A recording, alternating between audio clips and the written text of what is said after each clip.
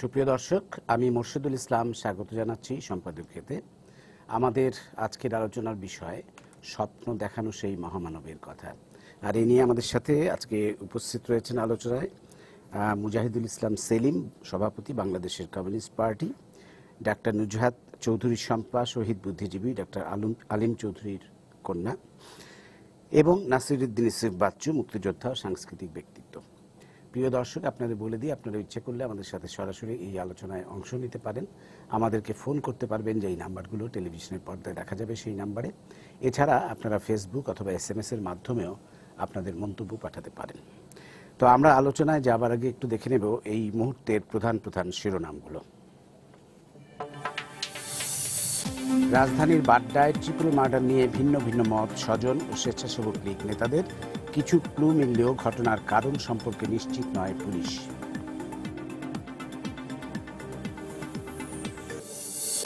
মাদারীপুরে 2 শিক্ষার্থীকে নির্যাতন হত্যার প্রায় 24 ঘন্টা পর মামলা। জিজ্ঞাসাবাদের নামে নিহত একজনের বাবাকে আটক, প্রকাশ্যে ঘুরে বেড়াচ্ছে অভিযুক্তরা। ব্লগার হত্যা মামলার চার্জশিটভুক্ত আসামিরা জামিনে বেরিয়ে একের পর এক ঘটাচ্ছে অপরাধ। জামিন ঠেকাতে গাফিলতি নেই দাবি রাষ্ট্রপক্ষের আইনজীবীর।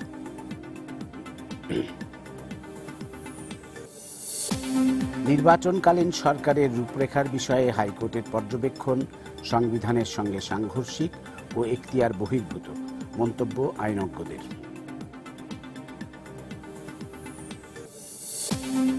এবং যানজট ভোগান্তি কমাতে 2019 সালে রাজধানীতে চালু হবে মেট্রো রেল। প্রকল্প বাস্তবায়নে দ্রুত কাজ করার পরামর্শ যোগাযোগ বিশেষজ্ঞদের।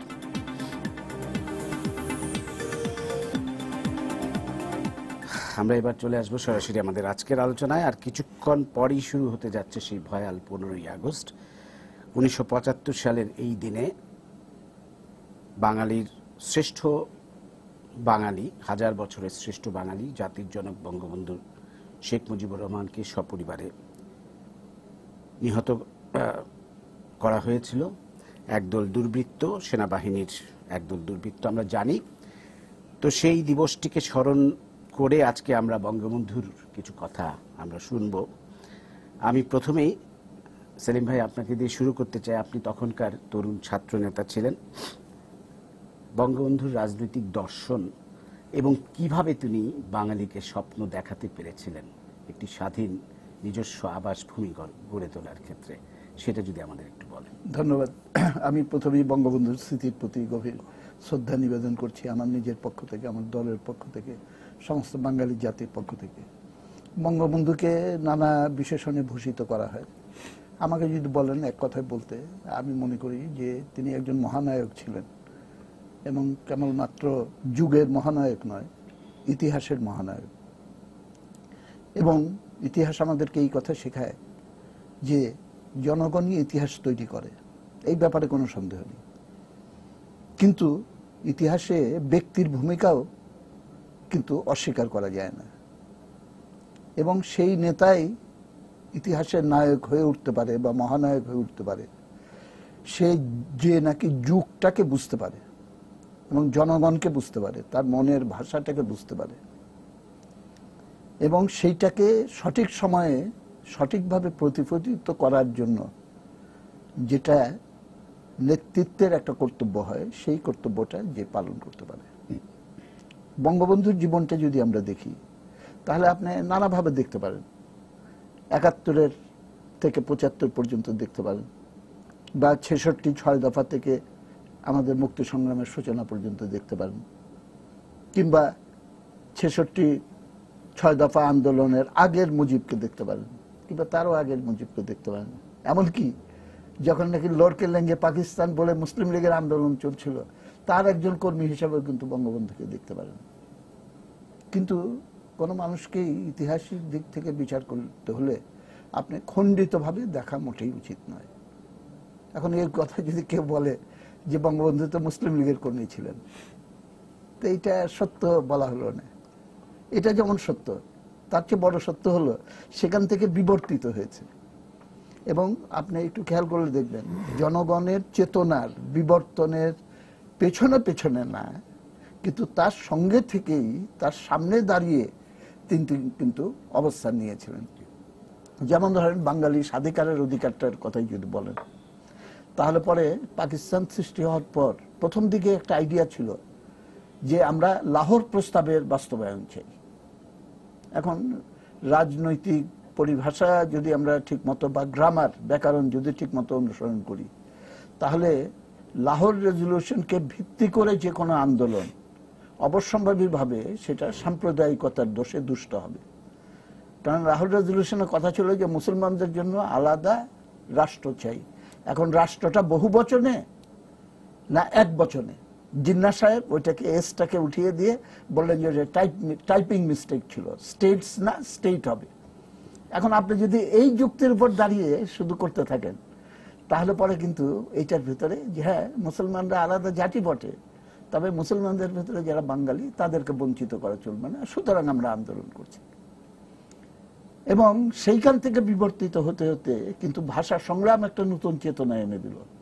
এবং এনে দিল এই জায়গাটায় যে জাতি পরিচয় কোনোদিনই ধর্মের ভিত্তিতে নির্ধারিত হয় না, সেটা নির্ধারণ করতে হয় তার ভাষা, তার সংস্কৃতি, তার জীবনাচার, তার অর্থনৈতিক কাঠামো এবং ঐতিহাসিক বিবর্তন, এইগুলো মিলিয়ে তার একটা জাতি নির্ধারিত হয়।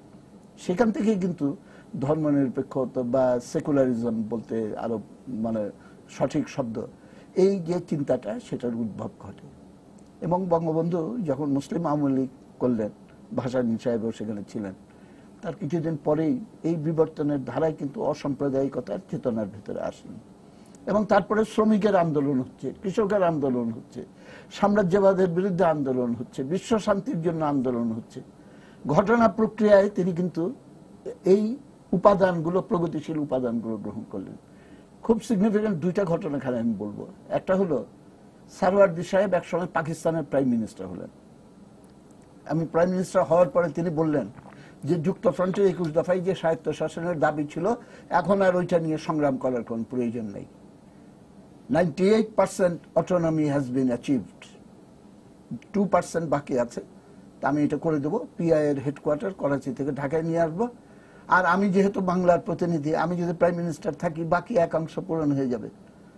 এইটা নিয়ে আওয়ামী লীগের বিভেদ হলো। মৌলানা ভাসির নেতৃত্বে ন্যাপ গঠন করে তারা আলাদাভাবে যাত্রা শুরু করলো।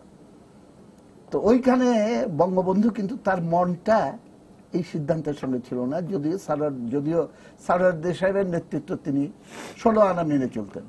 এবং অ্যাসেম্বলিতে একটা রেজলিউশন মুভ হয়েছিল, অধ্যাপক মুজাফফর আহমেদ ন্যাপের প্রধান, তিনি রেজলিউশনে মুভ করেছিলেন। আওয়ামী লীগের পার্লামেন্টারি বোর্ড সিদ্ধান্ত নিয়েছিল যে আমরা ওইটার বিরুদ্ধে ভোট দেব, কিন্তু বঙ্গবন্ধু অ্যাবস্টেইন করেছিলেন, যদিও সারওয়ার্দী সাহেব নির্দেশ ছিল অন্যরকম। আরেকটা ঘটনা আমি খালি বলি, 62তে ছাত্র আন্দোলন যখন শুরু হয় তার কিছুদিন আগে 61 সালের অক্টোবর নভেম্বর মাসে গোপন কমিউনিস্ট পার্টির নেতা মনির সিং, খোকা রায়, তাদের সঙ্গে 3-4টা বৈঠক হয় বঙ্গবন্ধু গোপনে। এবং ইত্তেফাকের সম্পাদক মানিক মিয়া, তিনি এটা ইন বিটুইন ছিলেন আর কি, যে এই অবস্থায় কি করা যায়, সামরিক আইনের জায়গা থেকে আমরা কিভাবে বের হতে পারি। ঠিক হলো যে গণতন্ত্র, রাজবন্দির মুক্তি, এইসব দাবিতে আন্দোলন শুরু করা হবে। বঙ্গবন্ধু তখন আমাদের পার্টির নেতাদেরকে বলেছিলেন যে দাদা সব তো লিখলেন, ওইখানে বাংলাদেশের স্বাধীনতাটাও একটু লেখেন। তো মনিদারা বলল যে আপনার দাবিটা ঠিক আছে, কিন্তু এখনো সময়টা পরিপক্ক হয়নি, আগে গণতন্ত্রের দাবিতে আন্দোলন করে নিই, আর আপনি এটা একটু সারওয়ার্দী সাহেবের সঙ্গে আলোচনা করেন। তারপরে যখন ফাইনালি এটা এগ্রিমেন্ট হলো যে এই মুভটা করতে হবে এবং ছাত্রলীগ, ছাত্র ইউনিয়নকে বলে দেওয়া হবে তারা যাতে শিক্ষা প্রতিষ্ঠান থেকে আন্দোলনটা সূচনা করে। বঙ্গবন্ধু, এটা খোকাদার লেখা আছে, মনিদার লেখা আছে, বঙ্গবন্ধু বলেছিলেন যে দাদা আপনাদের সিদ্ধান্ত মানলাম, কিন্তু যুক্তিটা আমি মানলাম না, আমার কথাটা কিন্তু থেকে গেল। ওর জন্য এই যে স্বাধীনতার আকাঙ্ক্ষাটা এবং সেইটাকে প্রতিষ্ঠিত করার জন্য যে তিনি এগিয়ে যাবেন, এটা ক্রমান্বয়ে অগ্রসর হতে হতে যখন 70-এর ইলেকশন হলো এবং সমস্ত পার্লামেন্ট মেম্বারদের নিয়ে তিনি সারওয়ার্দী উদ্যানে মিটিং করলেন। আমাদের রাষ্ট্রীয় চার নীতি সম্পর্কে অপপ্রচার করা হয় যে এটা বাইরে থেকে আরোপিত এবং আর্টিফিশিয়াল, মোটেই তা না। সমস্ত সংগ্রামের ধারাবাহিকতায় গণতন্ত্র, ধর্মনিরপেক্ষতা, জাতীয়তাবাদ, সমাজতন্ত্র, এই সমস্ত আন্দোলনের ধারাবাহিকতায় এটা কিন্তু এসেছে। এবং এসে তিনি কেবলমাত্র একটা রাষ্ট্রের জন্ম দেওয়ার মতো একটা সশস্ত্র সংগ্রামের পর্বে, আমাদের মুক্তি সংগ্রামে তিনি ঐক্যের প্রতীক এবং আমাদের সমস্ত গণসংগ্রামের নেতৃত্বের প্রতীক হয়ে দাঁড়ালেন, তাই না? সেই নূতন রাষ্ট্র প্রতিষ্ঠিত হওয়ার পর একটা প্রগতিশীল সংবিধান রচনা করে একটা প্রগতিশীল পথে তিনি যাত্রা শুরু করেছেন। সুতরাং এই ঐতিহাসিক পটভূমিতে আপনি এই কথাগুলো বলার সঙ্গে আপনি যদি ব্যাকগ্রাউন্ডে দেখেন যে পাকিস্তানটা সৃষ্টি হয়েছিল একটা প্রতিক্রিয়াশীল ডিভাইড অ্যান্ড রুল পলিসি ব্রিটিশদের, যে আমরা উপনিবেশ ছেড়ে যাব কিন্তু যাতে এখানে আমি হস্তক্ষেপ করতে পারি তার একটা ব্যবস্থা রেখে দিতে হবে, পার্টিশন করে দেওয়া হলো এবং দ্বিজাতি তত্ত্ব কৃত্রিমভাবে এটা করা হলো। এবং সেই পটভূমিতে আঞ্চলিকভাবে বা আন্তর্জাতিকভাবে যে শক্তির ভারসাম্য, সেই জায়গাটায় একটা ঘটে গেল কিন্তু বাংলাদেশের সৃষ্টির ভেতর দিয়ে। ওর জন্য ঐতিহাসিক ধারাবাহিকতায় আমরা কিন্তু এইটাকে যদি বিবেচনা করি তাহলে পরে নিঃসন্দেহে এটা বলতে হবে যে সমসাময়িক ইতিহাসের একজন প্রাণ পুরুষ, এবং তিনি ইতিহাসের গতি পরিবর্তন করতে খালি বাংলাদেশের পরিপ্রেক্ষিতে নয়, আমি আন্তর্জাতিক এবং আঞ্চলিক পরিপ্রেক্ষিতেও এই সমস্ত বাংলাদেশের সৃষ্টিটা ভেতরে যদি প্রগতিশীলতা থাকে তাহলে অবশ্যম্ভাবীভাবে এই দেশ যতদিন থাকবে এবং জনগণের এই সংগ্রামের ফসল যতদিন আমরা রক্ষা করতে পারবো, বঙ্গবন্ধু অমর এবং অম্লান হয়ে থাকবে। তার প্রতি আমার স্যালিউট এবং সালাম তার স্মৃতির প্রতি। ধন্যবাদ সেলিম ভাই, আবার পরে আসবো আপনার কাছে। আমি যাচ্ছি ডক্টর নুসরাত চৌধুরী শম্পা আপনার কাছে। আপনি একজন শহীদ বুদ্ধিজীবীর সন্তান এবং এই ৭১ সালে আপনি খুবই ছোট ছিলেন, 2 বছর ছিল মাত্র আপনার। এখানে আমরা যারা আছি তার মধ্যে আপনি সর্বকনিষ্ঠ, মানে আমারও ৭১-এ আমি ক্লাস 8-এ পড়তাম, আমার 13 বছর বয়স ছিল এবং আমি কিন্তু ৭১-এ মনে আছে আমার সেই বঙ্গবন্ধুর ৭ই মার্চের ভাষণ আমি সরোয়ারদের দিনে বসে শুনেছিলাম। তো যাই হোক, আপনি সর্বকনিষ্ঠ এবং সেইভাবে আপনার তো বঙ্গবন্ধুকেও দেখা হয়ে ওঠেনি, বলা যেতে পারে পরবর্তী প্রজন্ম। তো এই প্রজন্মের কাছে বঙ্গবন্ধু কেমন, বঙ্গবন্ধু কেন জরুরি, এটা আপনি যদি বলেন। আমিও শুরু করতে চাই আসলে আজকের, কালকে এই তো আর একটু পরে 12টা বাজলে 15ই আগস্ট, সেই ভোরেই তো সেই কাল রাত্রি। আমি প্রথমে সেদিনে বঙ্গবন্ধু সহ তার পরিবার পরিজন সবার প্রতি শ্রদ্ধা জানাচ্ছি। আমি আবারও মনে করতে চাই সেই ছোট্ট শিশু রাসেল, মনে করতে চাই আরজুমণি, তিনি কিন্তু অন্তঃসত্ত্বা ছিলেন, একটি শিশু যে তখনও পৃথিবীতে আসেনি, তার জীবনটাও কিন্তু শেষ করে ফেলা হয়েছে। বাবু সেনাপত একটি ছোট্ট বালক ছিলেন।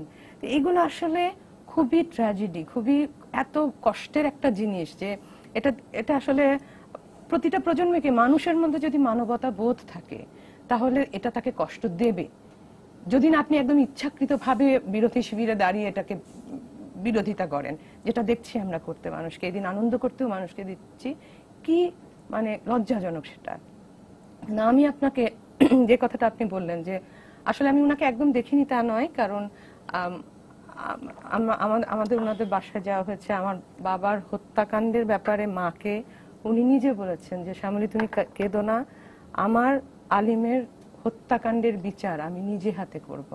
ঘাতকরা তার সুযোগ তাকে দেয়নি, কিন্তু তার সুযোগ্য কন্যা কিন্তু সেটা করছেন এবং সেই জন্য বারবার আমরা কৃতজ্ঞতা প্রকাশ করেছি। কিন্তু যেহেতু আমার সেভাবে তাকে মনে নাই, সেজন্য আমি এই কথাটা আপনাকে বলতে পারি যে পরবর্তী প্রজন্ম যুগে যুগে তাকে কিভাবে দেখবে। আপনারা তো দেখেছেন, আপনারা মুক্তিযোদ্ধা, আপনারা মুক্তিযোদ্ধা, তাকে দেখে তার সেই মুক্তিযুদ্ধের আবেগ নিয়েই তাকে দেখেন, কিন্তু তাহলে তরুণ প্রজন্মরা কিভাবে দেখবে, প্রজন্ম তাকে কিভাবে দেখবে যারা চেনে না। আমি আপনাকে বলি, আপনারা তাকে যেভাবে একজন স্বপ্নের নেতা হিসেবে দেখেন, আমরা তার থেকে বেশি দেখব, বই কম দেখব না। কেন? কারণ হচ্ছে এরকম নেতা কি বাঙালি জাতি কখনো আর পেয়েছে? আমার মনে হয় না কখনো আর পাবে। এরকম একটা স্বর্ণ সময়ও কখনো আসবে না ৭১-এর মতো, সেরকম প্রয়োজনও হয়তো আর কখনো উদ্ভব হবে না। সুতরাং প্রয়োজনে যিনি নেতা হিসেবে দাঁড়িয়ে যান সেরকম বঙ্গবন্ধু আর হবে না আসলে। এবং আমাদের কাছে কিন্তু কল্পনা, শ্রদ্ধা, একেবারে মানে অবিস্মরণীয়, মানে একদম অবাক হয়ে তাকিয়ে দেখার মতো একটা স্বপ্নের নেতা তিনি। মানে আপনি চিন্তা করেন, আমরা তাকে চিনি না, কিন্তু ৭ই মার্চের ভাষণ শুনলে আমাদের কিন্তু লোম খাড়া হয়ে যায়। মনে হয় আমাকে যদি উনি এভাবে বলতেন, আমি নিজেও মনে হয় যুদ্ধে যেতাম। এইরকম ক্ষমতা কয়জনের আছে যে মৃত্যুর ওই পার থেকে তিনি কিন্তু এখনো আপনাকে নেতৃত্ব দিচ্ছেন? আপনারা দেখেছেন বলে খালি তা না, আমরা যে দেখি নাই তারপরেও তার নেতৃত্ব বিনা দ্বিধায় আমরা স্বীকার করি। এরকম নেতা কয়টা হয়েছে পৃথিবীতে? কয়জন পেরেছেন যে তার যুগকে অতিক্রম করেও পরবর্তী যুগের কাছেও রেলেভেন্ট থাকা? আজকে কিন্তু আপনি জয় বাংলা বললে সাথে সাথে জয় বঙ্গবন্ধু বলেন একসাথে, কারণ হচ্ছে দুটো তো আমাদের কাছে দেশ আর বঙ্গবন্ধু, এটা তো আসলে কিন্তু একাকার হয়ে যায়। এবং আমরা যখন তার অসমাপ্ত আত্মজীবনী পড়ি অথবা আমরা বাংলাদেশের ইতিহাস পড়ি, মুক্তিযুদ্ধের ইতিহাস পড়ি, দেখেন আমার বাবা কিন্তু কমিউনিস্ট ছিলেন।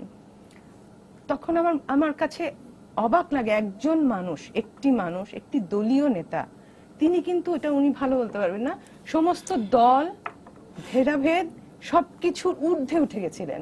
তিনি একটি প্রতীক, বাংলাদেশের স্বাধীনতার প্রতীক হয়ে গেছিলেন। নির্দ্বিধায় সবাই তার পিছনে দাঁড়িয়ে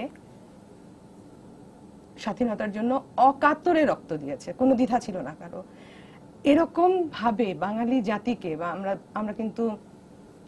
আমরা কিন্তু বিভেদটা খুব বেশি করি নিজেদের মধ্যে, না, এটাই আমাদের স্বভাব। এভাবে ইউনাইট করতে পেরেছেন কে? আর কেউ না। আর তরুণ প্রজন্ম হিসাবে বলি, আমরা যখন শাহবাগে বসি, আমরা যখন মানববন্ধন করি, মিছিল করি, আমরা যাই করি, বঙ্গবন্ধু কিন্তু আমাদের নেতা। এবং তার যে সেই উদাত্ত আহ্বান, এবারের সংগ্রাম, আমাদের কিন্তু সেটা এবারের সংগ্রাম তখন হয়তো ছিল স্বাধীনতার সংগ্রাম, কিন্তু সেই এবারের সংগ্রাম কিন্তু যুগে যুগে প্রতিটা তরুণ প্রজন্মের কাছে নিজস্ব বার্তা নিয়ে আসবে। এবং উনি কিন্তু আমি কিন্তু জিয়াউর রহমানের আমলে স্কুলে গেছি, এরশাদের আমলে স্কুল কলেজ শেষ করে 90-তে মেডিকেলে ঢুকেছি। আমাদের জেনারেশনের এক প্যারাগ্রাফের ইতিহাস ছিল, একজন আননোন মেজরের বাঁশির ফুতে মিলিটারিরা যুদ্ধে ঝাঁপিয়ে পড়লো, 9 মাসে স্বাধীন হয়ে গেল, জনতার কথা নাই, জাতির জনকের কথা নাই, আগের আন্দোলনের কোনো কথা নাই, দয়া করে 7 জন বিশ্রেষ্ঠ জীবনী, তাও এটুকুটুকু আমাদেরকে পড়ানো হতো। অনেক তো চেষ্টা হয়েছে, কিন্তু তাকে ভুলানো সম্ভব না। আপনি যখন সত্যি নিজে জানতে চাইবেন, বঙ্গবন্ধুকে বাদ দিয়ে বাংলাদেশের উন্মেষকে যেমন চিন্তা করা সম্ভব না, বঙ্গবন্ধুকে বাদ দিয়ে বাংলাদেশের ভবিষ্যৎ চিন্তা করা সম্ভব না। তার জন্য সবচেয়ে বড় জিনিস যেটা তিনি রেখে দিয়ে গেছেন, 72-এর সংবিধান। এই সংবিধান যতদিন আমরা সেখানে যেতে পারিনি আজও, কিন্তু যতদিন সেটা আমাদের আলোকবর্তিতা থাকবে, ততদিন বাঙালি জাতির দিক নির্দেশনা কিন্তু ওইটাই আমাদের আলটিমেট অ্যাচিভমেন্ট করার জিনিস, এবং সেখানেই কিন্তু আছেন বঙ্গবন্ধু। ধন্যবাদ ডক্টর শম্পা, পরে আবার আসবো আপনার কাছে। আমি নাসিরউদ্দিন ইউসুফ বাচ্চু আপনার কাছে যাইব। আপনি একজন বীর মুক্তিযোদ্ধা এবং সাংস্কৃতিক ব্যক্তিত্ব, একাধারে নাট্যকার, মানে নাট্য নির্দেশক, চলচ্চিত্রকার। একজন সংস্কৃতি কর্মী হিসেবে বঙ্গবন্ধুর মূল্যায়ন আপনার কাছ থেকে জানতে চাই। আমি মনে করি যে বাঙালি সংস্কৃতি বা মানুষের যে সংস্কৃতি বৃহত্তর অর্থে, সেই সংস্কৃতির মধ্য থেকেই আমাদের বঙ্গবন্ধু শেখ মুজিবুর রহমানের জন্ম। এবং আমি মনে করি সেই কারণে আপনি দেখবেন তার প্রতিটি কাজে তিনি খুব সহজেই যে জিনিসটাকে সামনে নিয়ে আসতে পেরেছিলেন, সেটা হচ্ছে ভাষাভিত্তিক এবং সংস্কৃতি ভিত্তিক জাতিসত্তা। এটা কিন্তু ছিল না আমাদের। পাকিস্তান কিন্তু একটি ধর্মের কারণে বিভাজিত একটি রাষ্ট্র, এবং সেই রাষ্ট্রতে উৎকট হতে পারে, যাই হতে পারে, সেটার বাস্তবতা অর্জন করেছিল 47-এ। সেই স্ট্রাগলের মধ্যে দিয়ে বঙ্গবন্ধু, আমি সেদিন পড়ছিলাম 3-4 দিন আগে তার অসমাপ্ত ডায়েরিটি, সেখানে অসাধারণভাবে আসে 70-72 পৃষ্ঠার দিকে, যে যখন বাংলা ভাগ হবে সিদ্ধান্ত হলো, উনি লিখছেন যে মুসলিম লীগের নেতারা কেউ জানেন না, আমরা কেউ জানি না যে মুসলিম লীগ কেন্দ্রীয় কমিটি এবং কংগ্রেসের কেন্দ্রীয় কমিটি ভারত ভাগে সম্মতি দিয়ে দিয়েছে। তার দুঃখটা দেয়। তারপরে বলল, যদি ভাগ হতেই পারে তাহলে এই সিদ্ধান্ত হলো যে বাংলা আলাদা হবে, পাকিস্তান একটি আলাদা রাষ্ট্র হবে, ভারত একটি রাষ্ট্র, ইউনিয়ন হতে পারে। এরকম খুব সুন্দর জিনিসটা। এবং ইচ্ছা করলে বাংলাদেশ পাকিস্তানে যোগদান করতে পারে, ইচ্ছা করলে বাংলাদেশ ভারতে যোগদান করতে পারে, ইচ্ছা করে বাংলাদেশ স্বাধীন থাকতে পারে। অর্থাৎ এই যে ভাবনাগুলো, সেগুলো কিন্তু অনেক আগেই প্রথিত আছে, যখন পাকিস্তানের জন্য সংগ্রামটা চলছে, ব্রিটিশ বিরোধী সংগ্রামটা। আমাকে যেটা সবচেয়ে ইম্পর্টেন্ট, যে বঙ্গবন্ধু শেখ মুজিবুর রহমান একমাত্র ব্যক্তি আমাদের ইতিহাসে যিনি প্রজাতন্ত্রের স্বপ্নটা দেখেছিলেন। আপনি এর আগে বাঙালির ইতিহাসে দেখবেন দেশ আছে, কিন্তু স্বাধীন সার্বভৌম না, অনেকে সেন আর ইয়ের সময় বলে, পাল বংশের রাজার সময়ের কথা বলে, মেনে নিয়ে বলছে ওগুলি সাম্রাজ্য ছিল, জনগণের অধিকার ছিল না। এই প্রথম জনগণের অধিকার নিশ্চিত করার জন্য তিনি একটি রাষ্ট্র গঠনের প্রস্তাব করলেন। সেই প্রস্তাবটা কিন্তু 6 দফার মধ্যে আছে। সেই প্রস্তাবটা প্রচ্ছন্নভাবে 6 দফায় আছে, যেটি কার্যকর হয়েছে নির্বাচনের মধ্যে দিয়ে, 70 নির্বাচনের মধ্যে, 71 মুক্তিযুদ্ধে। সুতরাং সেলিম ভাই একটু আগে যেটা বলছিলেন যে মানে ধর্মভিত্তিক একটা জাতীয়তা, মুসলমান একটি জাতি, আমি মনে করি কি এটা সত্যি আবার সত্যি নয়। এরকম যে যদি তাই হতো তাহলে পুরো আরবের সবাই মুসলমান, তাহলে একটা দেশ হতে পারতো, হয়নি। তাহলে ভাষা এবং সংস্কৃতির উপর নির্ভর করে এটা আধুনিক রাষ্ট্র করা সম্ভব, যে রাষ্ট্রটি অসাম্প্রদায়িক হবে, যে রাষ্ট্রটি গণতান্ত্রিক হবে, যে রাষ্ট্রটি সমাজতান্ত্রিক চিন্তাও করতে পারে, পুঁজিবাদীও হতে পারে। কিন্তু জাতীয়তাবাদটা খুব ইম্পর্টেন্ট হয়ে যায় তখন। এই জাতীয়তাবাদের ভালো দিকটি হচ্ছে এটি একটা আধুনিক রাষ্ট্র হওয়ার সম্ভাবনা হচ্ছে, খারাপ দিকটি হচ্ছে অন্য অন্য ছোট ছোট নিগোষ্ঠীগুলোকে ও আবার শাসনও করে, নিপীড়নও করে। কিন্তু তারপরেও কথাটা সত্যি, ধর্ম তো পরিবর্তন হয়। একটা মানুষ হিন্দু আছে, মুসলমান হতে পারে, মুসলমান হচ্ছে খ্রিস্টান হতে পারে, কিন্তু জাতি তো পরিবর্তন হচ্ছে না। আমি তো বাঙালি থেকে যাচ্ছি। এই বাঙালি জাতীয়তাবাদ হিন্দু, বৌদ্ধ, খ্রিস্টান, আদিবাসী অর্থাৎ যারা প্যাগান তারাও আছে। সুতরাং আমরা দেখতে পাবো যে এটার বিউটিটা অন্যরকম। এটা অনেক বেশি ব্যক্তি, অনেক বেশি গণতান্ত্রিক, এবং এখানে অনেক বেশি ধর্ম বর্ণ নির্বিশেষে সকল মানুষের কাজ করার একটা সুযোগ এই রাষ্ট্রটি করে দেয়। এই স্বপ্নটা উনি দেখেছেন, অনেকেই দেখেছে, কিন্তু কথা হচ্ছে উনার নেতৃত্বে দেশটা স্বাধীন হয়েছে। উনি স্বপ্নটা বাস্তবায়ন করার জন্য কার্যকর পদক্ষেপ নিয়েছিলেন এবং বাস্তবায়ন করে তারপরে জীবন দিয়েছেন। এটা খুব জরুরি। এবং জীবন দেওয়ার মধ্যেও কিন্তু ওই প্রত্যয়টাই ব্যক্ত হয়েছে যে বাংলাদেশ স্বাধীন, সার্বভৌম এবং জাতীয়তাবাদ সমাজতন্ত্র এগুলি নিয়েই চলবে। এই সাথে একটি কথা বলা অত্যন্ত প্রয়োজন। এই যে জাতিভিত্তিক বা ভাষাভিত্তিক যে রাষ্ট্রটি গঠন হলো, সেই রাষ্ট্রের সংবিধানটা শম্পা এবং আমাদের মোজাহিদ হোসেন সেলিম ভাই আলাপ করলেন, এটাও খুব জরুরি আমাদের ভাবা যে এই সংবিধানটা বাংলায়। আপনারা হাজার বছরের বাঙালির ইতিহাসে, বাংলাদেশের ইতিহাসে কখনো রাষ্ট্রীয় কাজে, শাসন কার্যে, বিচার কার্যে বাংলা ভাষা ব্যবহৃত হয়নি। এই প্রথম একটি সুযোগ হলো বাংলা ভাষা ব্যবহার করার। এটা কিন্তু আপনি দেখবেন এটা অসাধারণ একটি কাজ, এবং সংবিধানটা বাংলা ভাষায় হলো। এই যে সকল কার্যক্রমগুলো তার উচ্চারিত ভাষা, একটা জনগোষ্ঠী যে ভাষায় কথা বলে সেই ভাষাই হবে, সেটার অনুপ্রেরণা দিয়ে ডেফিনেটলি 1952 সালের ভাষা আন্দোলন, কোনো সন্দেহ নেই। কিন্তু এই যে কনফ্লিক্টটা দুইটা স্টেট ভাবনার, রাষ্ট্র ভাবনার, একটা হচ্ছে ধর্মভিত্তিক আর একটা হচ্ছে জাতিভিত্তিক বা সংস্কৃতি ভিত্তিক। ধর্মভিত্তিকে অত্যন্ত ন্যারোড ডাউন করা হয় অন্য অন্য ধর্মের লোকজনকে, কিন্তু জাতিভিত্তিকে অনেক বেশি স্বাধীনতা এবং মুক্তির স্বাদ পেতে পারে। সুতরাং বঙ্গবন্ধুর প্রকারান্তরে শুধু বাঙালি জাতীয়তাবাদের কথা বলে বাঙালিদের স্বাধীন করেছেন তা নয়, 70 দশকের সেই সময় বিশ্বব্যাপী যে মুক্তি আন্দোলন চলছিল, সেই মুক্তি আন্দোলনে এই জাতিভিত্তিক আন্দোলনটি একটি নতুন অভিজা তৈরি করেছিল, নতুন একটি পথ দেখিয়েছিল। আমাদের সাথে একজন দর্শক আছেন টেলিফোনে, আমরা একটু ফোনটা নিয়ে নিই। প্রিয় দর্শক, আপনার পরিচয়টা দিয়ে প্রশ্নটা করুন। আসসালামু আলাইকুম। ওয়ালাইকুম সালাম। বলছিলাম পিরিজপুর থেকে। বলুন। যে আজকে জাতির জনক বঙ্গবন্ধু শেখ মুজিবুর রহমানের প্রতি আমি বিনম্র শ্রদ্ধা জানিয়ে আলোচকদের কাছে আমি একটি প্রশ্ন রাখতে চাই।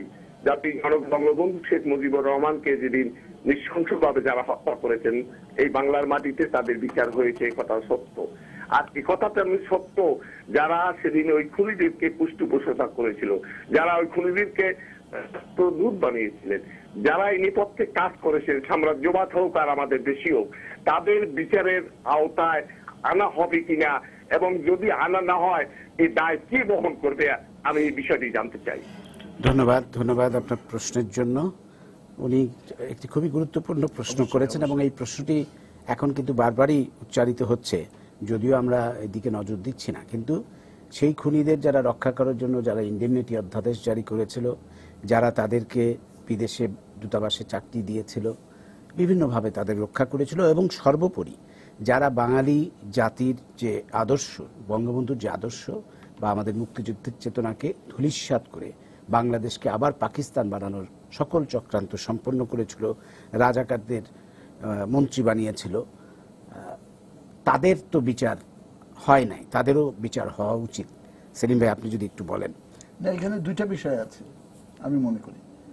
একথা সত্য যে আমরা বহুদিন ধরে ঘাতকদের বিচারের দাবি করেছিলাম, এবং সেটা একটা ইন্ডেমনিটি আইন করে বন্ধ করে রাখা হয়েছিল, যেটা সংবিধান সম্মত নয় এরকম আইন।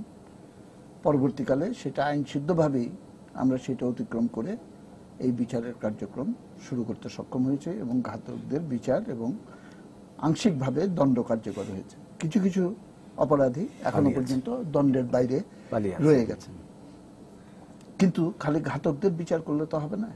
এর সঙ্গে ফার্স্ট আমি বলতে চাই যে এই হত্যাকাণ্ডের সঙ্গে যে রাজনৈতিক এবং আন্তর্জাতিক ষড়যন্ত্র ছিল, সেই ষড়যন্ত্রটাকে আমাদের কিন্তু আসামের কাঠগড়ায় দাঁড় করাতে হবে। এবং সেখানে খন্দকার মোশতাকের ভূমিকা, এবং তার ভূমিকা খালি 15ই আগস্টের হত্যাকাণ্ডকে পরিচালনাই নয়। যখন মুক্তিযুদ্ধ চলে, বাচ্চুর নিশ্চয় মনে আছে, তখন মোশতাক সাহেব তিনি কনফেডারেশনের একটা মুভ দিয়েছিলেন। এবং দেখেন কেমন ধূর্ত লোক। বঙ্গবন্ধু আমাকে বলেছেন যে মোশতাককে চিনা রাখবা সেলিম, মাথার ভেতরে খালি প্যাচ, এবং তার কাটা যদি মাথার ভেতরে ঢুকাও, বের করলে দেখবে একটা স্ক্রু হয়ে গেছে, এত প্যাচ। হ্যাঁ, এইভাবে বলতেন, মজার মজার কথা বলতেন আর কি। তো উনি বললেন কি, উনার কনফেডারেশনে যাওয়ার জন্য, যে তোমরা স্বাধীনতা চাও না মুজিবকে চাও, কোনটা চাও? যদি স্বাধীনতার ব্যাপারে তাজউদ্দিন সাহেবের সঙ্গে থেকে তোমরা অ্যাডামেন্ট থাকো, তাহলে মুজিবকে তো হত্যা করে ফেলবে। আর তাজউদ্দিন ষড়যন্ত্র করছে মুজিবকে সরিয়ে দিতে স্বাধীনতার নামে।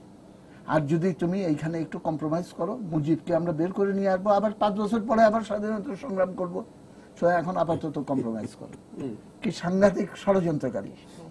এবং জাতিসংঘ যে সে কনফেডারেশনের প্রস্তাব জানিয়ে জাতিসংঘে সে ভাষণ দেবে, ডেলিগেশন রেডি করা হয়ে গেছিল। তাজউদ্দিন সাহেবরা এটা জানতে পেরে তাকে আটকে দেয় এবং দায়িত্ব থেকে তাকে অফ রাখে। এইগুলো ওই সময়কার ঘটনা। আমি খালি একটা দৃষ্টান্ত বললাম। এইটার সঙ্গে কেবল দেশের ভেতরে না, দেশের বাইরে এবং সম্প্রতি পত্রপত্রিকায় সমকালেও বের হচ্ছে। এখন প্রথম আলোতে অনেক বের হয়েছে যে গোপন দলিল পত্র এগুলো যা এক্সপোজড হচ্ছে, ওইখানে আমেরিকান অ্যাম্বাসেডর কি বলেছিল না বলেছিল, কোথায় তারা কানেকশন রাখছে, খুবই পরিষ্কার। সবগুলো বয়ান দেখলে পরে বোঝা যায় যে আমেরিকানরা এক্সপেক্ট করছিল, চাচ্ছিল যে ঘটনাটা হতে থাকুক। কেন হচ্ছে না? কেন ইউনিটি, এই অ্যান্টি মুজিব ফোর্স কেন একত্রিত হচ্ছে না? এইভাবে কিন্তু একটা ষড়যন্ত্রের জাল। যাই হোক, আমি বড় কথায় যেতে চাই না। আমি মনে করি এখন আমাদের জাতির পক্ষ থেকে একটা দাবি তোলা উচিত।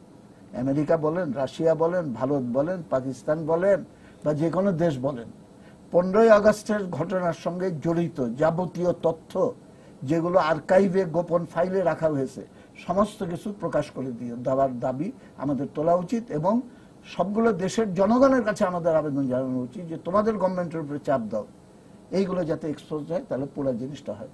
এবং আমি মনে করি যে একটা কমিশন করা উচিত, খুব হাই লেভেল, যারা এই ষড়যন্ত্রটাকে উদ্ঘাটিত করবে। সেকেন্ড হলো, এটা হলো ফার্স্ট পার্ট।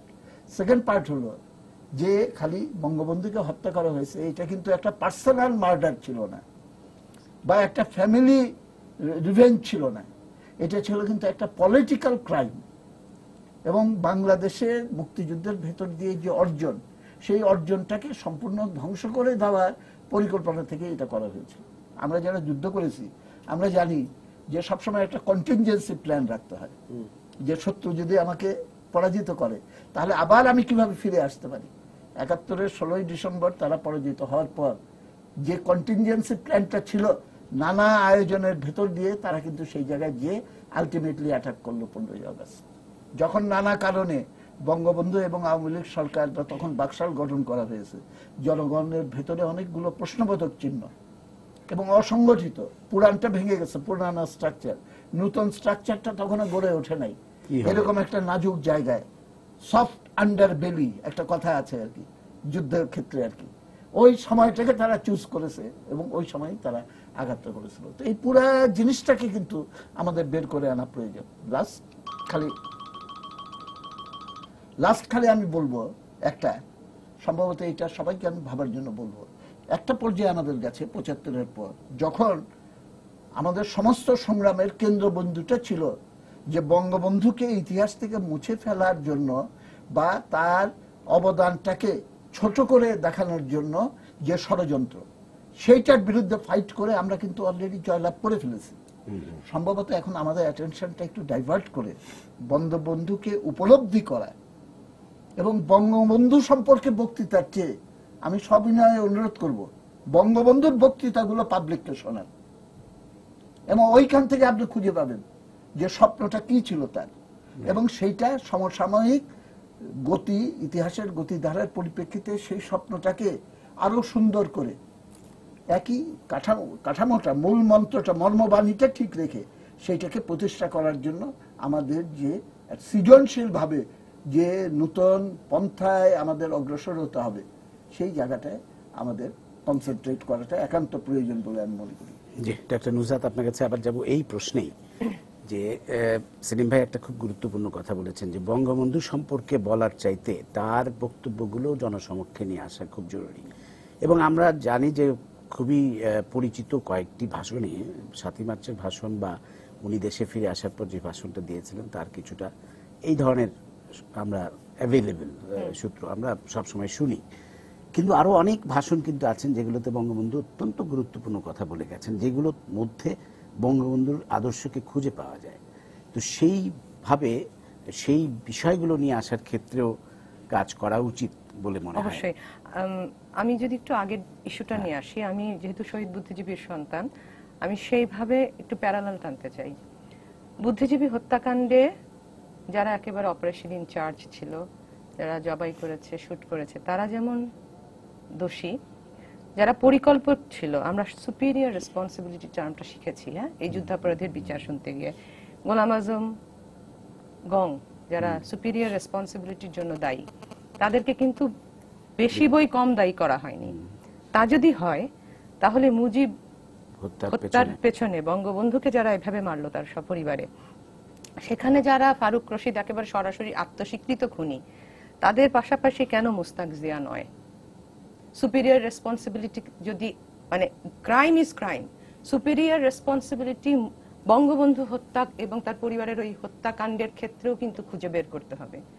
দ্বিতীয়ত, এখন একটা জিনিস কিন্তু বলা হয়, মানে বলে থাকেন অনেকেই যে যেহেতু মুস্তাক বা জিয়া বেঁচে নাই তাই তাদের আর বিচার না, পস্তামাস বিচারে আইন করতে হবে। তাহলে মানে আমার কথাটা কি হচ্ছে, এটা একটা চক্রান্ত ছিল, এটা ব্যক্তিগত বিচারের সঙ্গে সঙ্গে কিন্তু ষড়যন্ত্রের মানে গোড়াটা উদ্ঘাটন করা ইতিহাসের জন্য খুবই প্রয়োজন। এইটাই আমি পরবর্তী এতে আসছিলাম যে বঙ্গবন্ধু কিন্তু একজন ব্যক্তি খালি না, বঙ্গবন্ধু হচ্ছেন একটি আদর্শের নাম। এই আদর্শকে ধূলিসাৎ করে দেওয়ার জন্যই কিন্তু তাকে মেরে ফেলা, শুধু ব্যক্তিটাকে মারার জন্য না, তার রক্তের ধারার একটি ছিটে ফোঁটাও যেন না থাকে, তাই জন্য ছোট্ট শিশু রাসেলকে পর্যন্ত মেরে ফেলা, এই আদর্শকে গুড়িয়ে দেওয়ার জন্যই তো। তাহলে আপনি যদি সেই আদর্শের বিরোধী যারা যারা বেনিফিশিয়ারি এই খুনে, এবং যারা এটার অল্টারনেটিভ একটা বানানো আদর্শকে ঢুকিয়ে দিল আমাদের পলিটিক্যাল ব্লাড স্ট্রিমে, এবং আজ পর্যন্ত এই বিভাজন চলছে, এখনো পেট্রোল বোমায় মানুষ জ্বলে যাচ্ছে এই বিভাজনের কারণে, তাদের কেন বিচার নয়? মানে আমি যেটা বলতে চাচ্ছি যে যেমন বুদ্ধিজীবী হত্যাকাণ্ডে আমরা কিন্তু বলি যে একটা নীল নকশা ছিল আমাদের ভবিষ্যতের বিরুদ্ধে। সেই নীল নকশার জন্যই তো আপনি জামাতকে ধরতে চান। কেন করতে চান? সেই অপরাজনীতির জন্য, সেই ভ্রান্ত আদর্শের জন্য।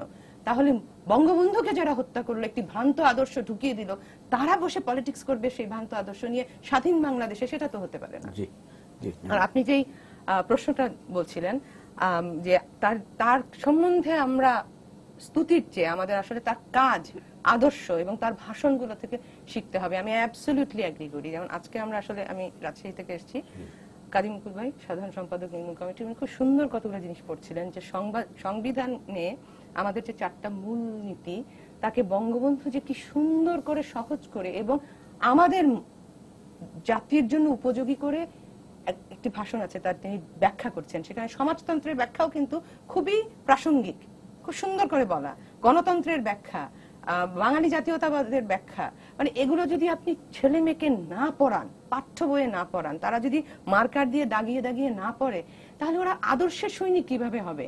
এই জিনিসটা কিন্তু, মানে আমি বারবার বলি, আমি একদম কিন্তু মাননীয় প্রধানমন্ত্রীর সামনে একবার সুযোগ হয়েছিল বলার, তখনও বলেছি, আমার খুব ভয় হয় যে আমরা স্তুতির দিকে যাচ্ছি, চাটুকার হচ্ছি, কিন্তু সত্যি সত্যি বঙ্গবন্ধুকে ভালোবেসে তার আদর্শের জন্য যে রুকের রক্ত দেওয়ার মতো সৈনিক আমরা কয়জন হচ্ছি? স্লোগান দেয়া খুব সোজা, পলিটিক্যাল দল করা খুব সোজা, কিন্তু এই যে আদর্শের চর্চা, এটা তো শিক্ষার মাধ্যমে না আসলে হবে না। ধন্যবাদ। বাচ্চু ভাই, আবার আপনার কাছে যাব, আমাদের সময় খুব বেশি নেই। এই যে দীর্ঘদিন পর কিন্তু আমরা 75-এর পরে যেই অবস্থা হয়েছিল দেশটার, সেই অবস্থা থেকে ধীরে ধীরে আমরা বেরিয়ে এসছি বলা যায়।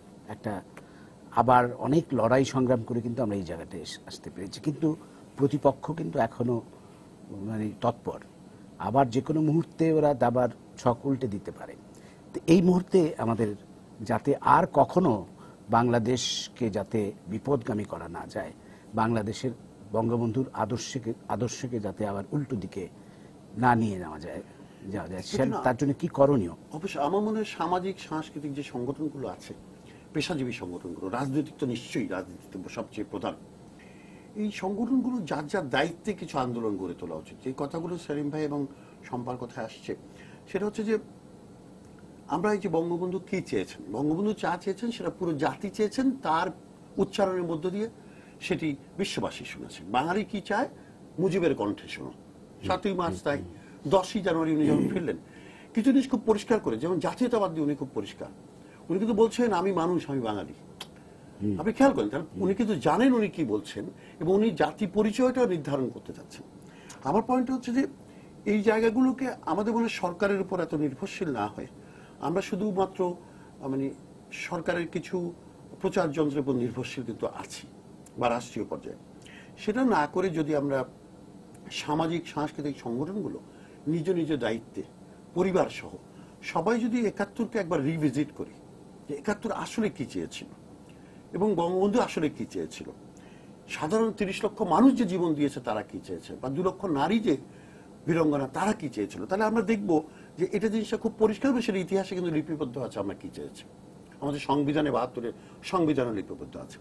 সুতরাং ওই যে বলছিল সমাজতন্ত্র, গণতন্ত্র, জাতীয়তাবাদ, ধর্মনিরপেক্ষতা, এটা খুব জরুরি। এই জিনিসগুলো একবার পর্যালোচনা করে এগুলোর উপরে কাজ করা, সেটি শিল্প সংস্কৃতি যেরকম, সেটি রাজনীতিও তার মধ্যে মানে তার দ্বারা প্রভাবিত হওয়া উচিত, এবং আমাদের শিক্ষা কার্যক্রমও কিন্তু সেই জায়গায় থাকা উচিত। তা নাহলে বড় বিপদ হবে। আমাদের মাঝখান দিয়ে সম্পা বলছিল না, 75-এর পরে ওই ছোট্ট 5 লাইনের মধ্যে বাংলাদেশের ইতিহাস সীমাবদ্ধ ছিল।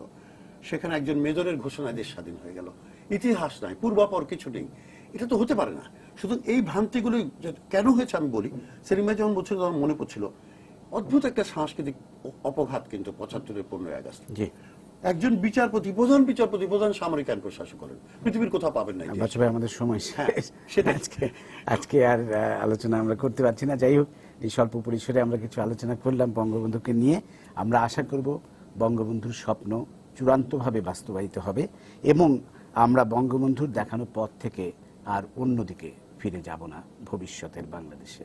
আপনাদের ধন্যবাদ জানিয়ে শেষ করছি আজকের সম্পাদকীয়। সবাইকে শুভেচ্ছা। আগামীকাল আবারও দেখা হবে রাত 10টায়। দেখার আমন্ত্রণ রইল। শুভরাত্রি।